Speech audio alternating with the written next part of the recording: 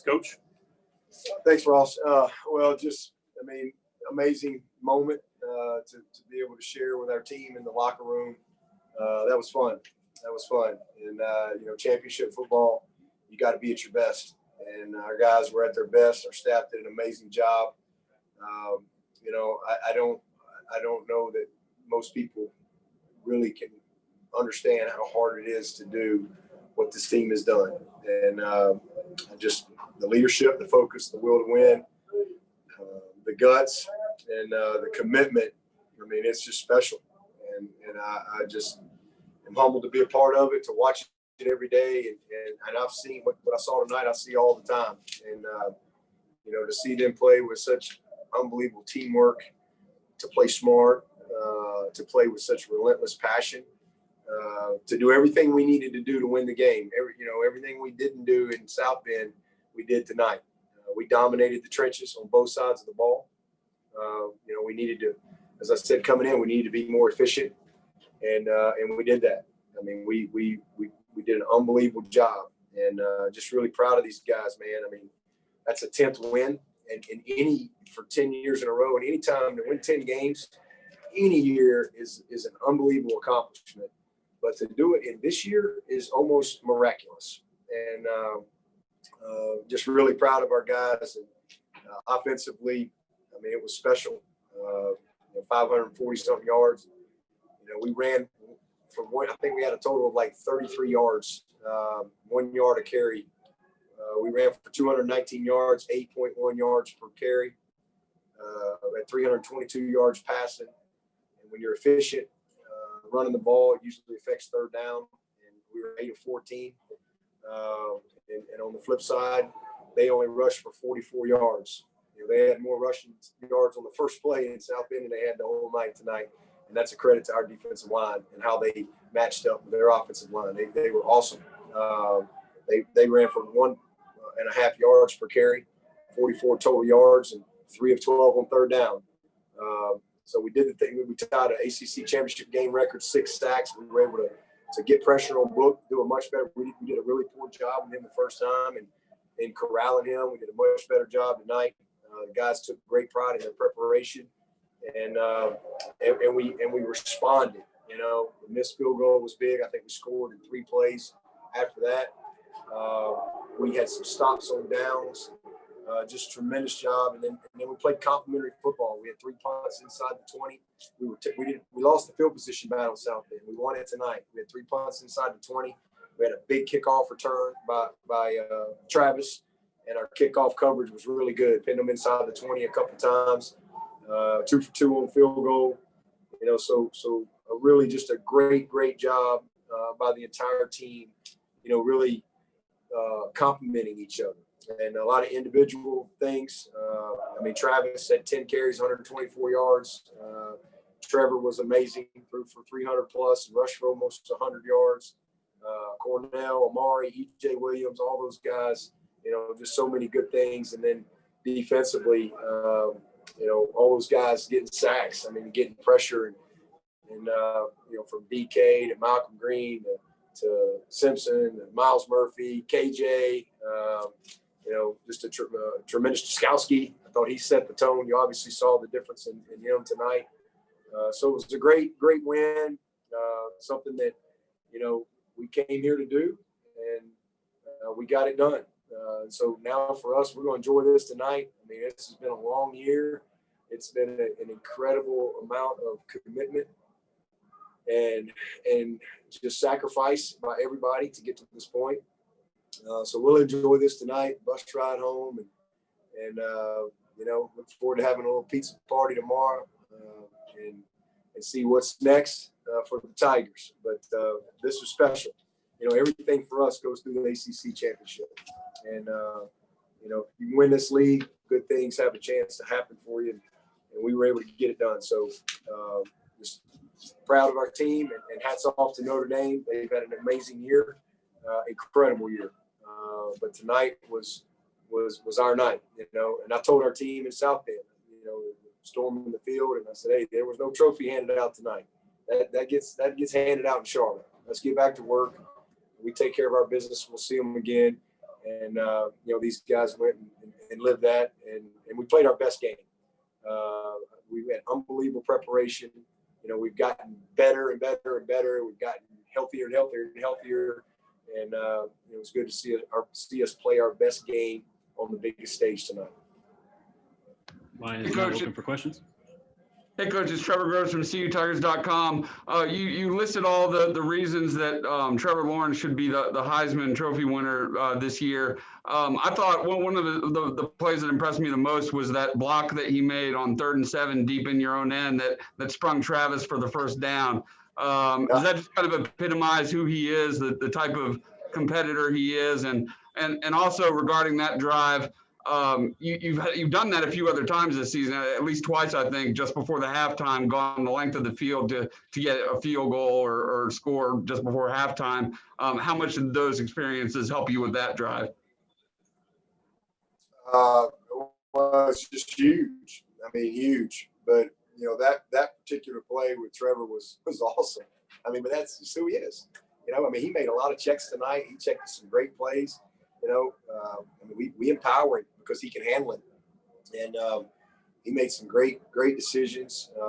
They didn't fool him. He just didn't hold it quite long enough on that one interception. But man, he made some big time plays. But that's just who he is, and all the Heisman stuff and all that. I mean, listen, he just wants to win, and the Heisman's almost become a stat award.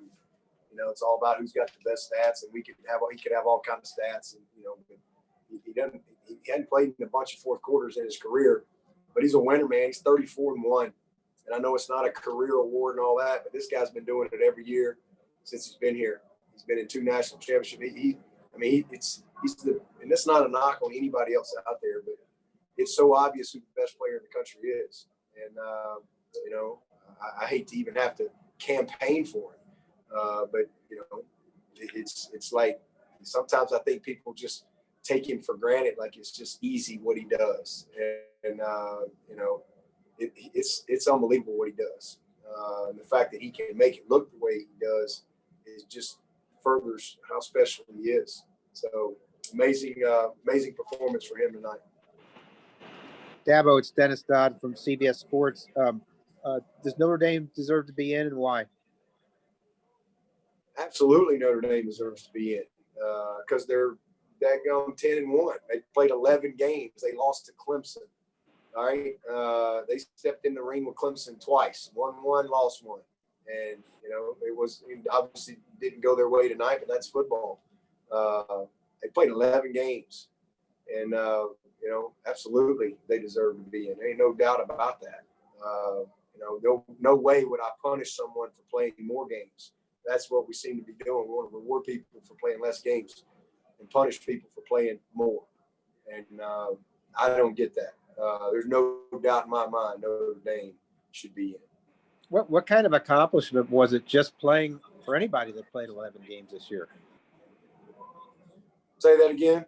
What kind of accomplishment was it for anybody that played 11 games this year? It's incredible. And listen, that's these teams, the sacrifice, the commitment. And we had one kid positive in Tallahassee, one. And we ain't had anybody since. And I mean, the amount of sacrifice and commitment that these players have had to make, and to have a chance to play week in and week out, and you're not around anybody, and and not only that, Dennis, we had 72 guys. That's the most in the history of our school. 72 guys make a 3.0 or better this fall. Mm-hmm. So that's why we win. These guys are young people of excellence. They're committed. They sacrifice. They challenge each other. There's accountability. We get better as we go, and it's incredible. And I'm hats off to our league. I'm really proud of our league and how we navigated this season, but especially these guys in the locker room, man. They fought to play, and they fought to get here, and then they laid it on the line for each other tonight and played just. I mean, it was just incredible. I mean, incredible performance, dominant, and you just all you can do is just tip your hat to these young men. Good. Thank you. The Post and Courier, I believe after Trevor came off the field for the first time, you kind of embraced him and gave him a hug. What'd you say to him in that moment? That's between me and Trevor. But, I know I told him I loved him and appreciated him, and that was kind of a cool moment, an opportunity to be able to send DJ in there and let him come out and kind of have Kurt call. There's never a player that's earned it. It's him. Coach, it's Trevor again. Xavier Thomas was out tonight. Is he injured or is he just unavailable? Yeah, he's just unavailable. Okay. And Coach, the targeting call on Nolan, obviously regrettable. He'll miss the first half of the semifinal. Just how disappointing is that?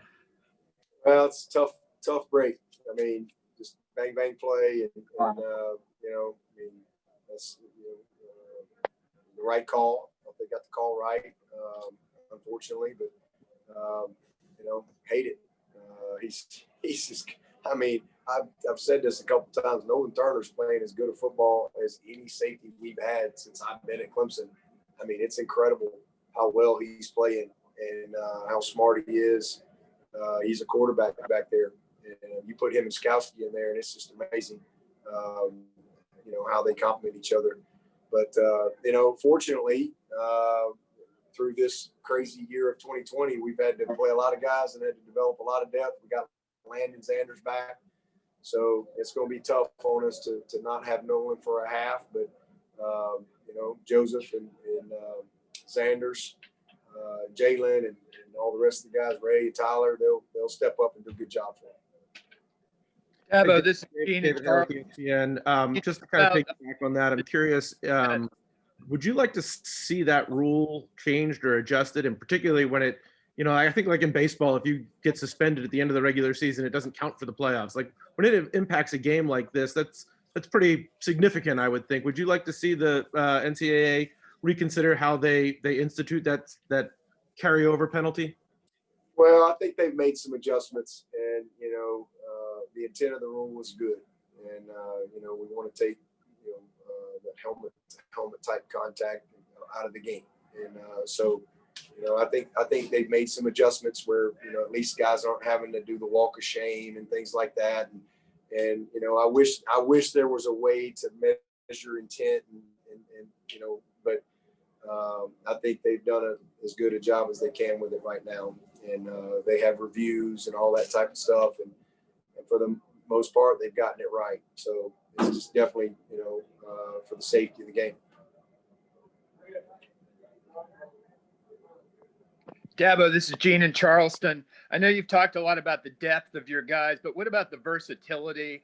A guy like Simpson, a freshman, you've got corner blitzes tonight, just especially on defense, all the versatility that your guys can do so many different things.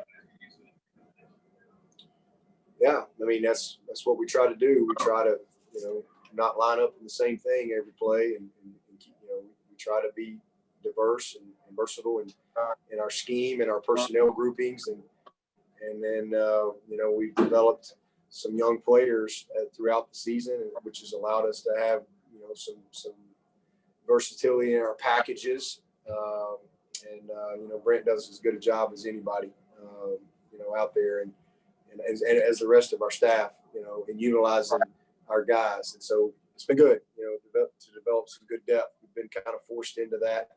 We've started more guys on defense this year than any year ever since Brent's been here. So, that paid off for us tonight. Coach, Leo Haggerty with It Sports Magazine. In this unprecedented run of ACC championships, your team has stepped up every time. Have you done anything from a coaching standpoint, you and your staff, extra motivation, or is this just the culture of Clemson coming up to the forefront?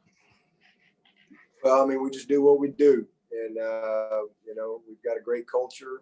It's rooted in the right things. We have good players. We try to be consistent in our recruiting and evaluation and development. We start over every year. We don't carry anything over. We don't assume anything. We go back to work. Just like we'll enjoy this tonight, but reset tomorrow and get locked in on what's next and have fun doing that.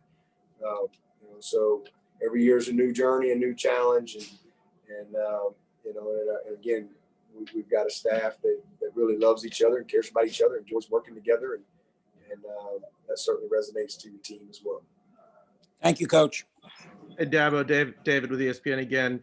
I know we talked a lot about your guys getting up for big games. I'm curious what Brent is like before a game like this, and particularly when it's a rematch against a team that had some success against his defense. He's an intense guy, I think, day to day. Do you see anything different about him or in the way that he attacks a moment like this? No, I'd be disappointed if I did. If to be quite honest with you, if you dropped in a helicopter, and watched us practice, all week, whatever that was for the Citadel, and you watched us practice this week, and if you saw anything different, I'd be very disappointed. I think the key to our consistency, 10 plus win seasons in a row, is the secret sauce, if you will, is we prepare the same every week. We don't change anything. We don't change our demeanor, our temperament. All right, let's really meet this week. Let's meet extra. Let's practice hard. No, in fact, we practiced less this week than we did for the Citadel because it was earlier in the season and periods were longer. This was our 20th week, so I think you got to be smart. You got to manage the team the right way. But no, we don't do anything different. We just do what we do. Monday's Monday, Tuesday's Tuesday, Wednesday's Wednesday. We do. There's nothing in any game all throughout the season. We do the same things. The only thing different this week is we had an open date, so we were able to. We weren't on the field quite as long. We were able to shorten things a little bit because we had some prep time last week. Coach Trevor, again on that 4th and 1 at the end of the first half when Travis broke the long touchdown run. I think Trevor spiked the ball on 3rd down. Did he do that deliberately, knowing, or did he think that you had the first down, or did he spike it knowing that it was 3rd down? And number 2, also just how much deliberation went into that play call? I don't know a lot of teams that would have run the ball with less than 30 seconds left at midfield. Yeah, well, we had a timeout, and what happened was we had a miscommunication. Somebody said it was a first down, and so we had already talked about if we got a first down, we were going to clock it. And so, we heard first down, and we're going clock, and so they lining up to clock it, and we can't get their attention. Then when we realized that it wasn't a first down, and so now we're screwed up. And so I had a decision to make there, either because I knew he was fixing to clock it on 3rd down.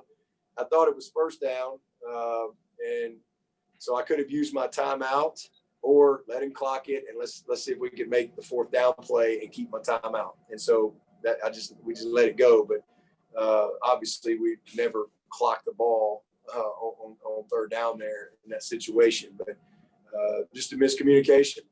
We literally thought it was a first down and immediately signaled for clock, and then they said it wasn't first down, and they were lining up to clock it, and it was, like I said, the only way I was going to stop it was to use my timeout, and I didn't want to do that. So then we had a good play call. We wanted to get the first down. I could run it because I had a timeout, and so that was our plan. Coach Leo Haggerty again. Coach Leo Haggerty again. 16 is now, I think, 34-1, and Clemson has never won a Heisman Trophy. Why does this guy not even get considered now? All of a sudden, everybody's talking about everybody else. This guy's the best player in the country, isn't he? Yeah, you got to ask somebody else that to me. Deshaun Watson couldn't win it, even though he was the best player. A couple years there. I can't answer that. I mean, and listen, I hate even having to even campaign for him, if you will. But again, it's become a stat award, and it's so media driven, and for whatever reason, a lot of it, and they say, he missed 2 games. Well, heck, he's played 9 games. he's played more games than most other people. He's played 9 games, and he's unbelievable. And, you know, he doesn't play in every fourth quarter. I mean, we can leave him out there and just rack up stats and all that. To me, it's not about stats. It's about who's the best player. And he's the best player, period. And that's just, yeah. And there's a lot of great players in college football, but there's only one Trevor Lawrence. And he's a generational player. He's such a humble young man, unbelievable work ethic, unbelievable commitment, graduated in 3 years, incredible commitment to excellence, just sacrifices. I mean, this kid fought to play football this year, and he in a year where everybody's opting out and this and that, man, here's this guy. If anybody had a reason that could opt, it was him, and he's fighting to go play football. I mean, it's incredible. And again, if you can't watch Trevor Lawrence, and I think he just does things so easily, sometimes people just don't appreciate it. So, you know, I don't know. I can't answer your question. Thank you, Coach, for trying. Yeah. Hey, Hey, Dabo, Sweeney. this is Anna Hickey with Clemson 24/7. How special was the defensive line performance tonight, interior and the ends, and containing Ian Book? It's awesome. I mean, that's what we needed to do. You know, we weren't going to win the game if we didn't play better in the trenches on both sides. And, you know, these guys have been beat up since we played at Notre Dame. And, you know, our offensive line's terrible and our defensive line this and that. And you know, they know that wasn't the case. Man, it was just great execution on their part tonight. I mean, on both sides of the line. That guy's a really good player, man. He is a nightmare. To sack him 6 times, and really had a couple more opportunities, but to sack him 6 times, just relentless effort and pursuit, and again, great preparation and execution. So just a lot better job. And then the flip side, offensively, you know, our ability to run the football and win the trenches with our offensive line, you know, was probably the most special part of the night. And we protected well. You know, I know Trevor took one late there, which is actually smart. I'm glad he didn't throw it. But we did a nice job up front on both sides. We'll take 2 or 3 more. Coach Sweeney. Yep. Hey, it's Chris Idell from Hermiston Radio. Congratulations on winning 6 straight down there in Charlotte. Thank you. Just out of the 6 teams you won in the ACC title, which one is the best one? This one tonight, or the one that you won your first one years ago? Oh man, that's like asking me which one of my 3 boys are my favorite. You know, I love all 3 of my sons, and all these teams. I think we had the 6 in a row, and then the 11 team. So all 7 of them are special, and they're like your children. You know, they're all special. They're all unique. They all had different challenges. I will say this: I've never had a team deserve it more than this group. They deserved it.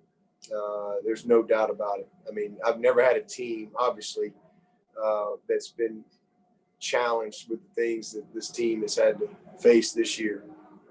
And, you know, they've had to sacrifice. I mean, it's just been incredible. So this team, man, they deserved it. And I'm just really happy for them. But, you know, they're all special to me. That 2011 team, man, that was the first one in 20 years at Clemson. That was a big deal. And then we don't get a chance to win 6 in a row if it wasn't for that 15 team, 16 team, 17 team, and 18, 19. You know, so it's special to be a part of it. We'll take one more if anybody's got one.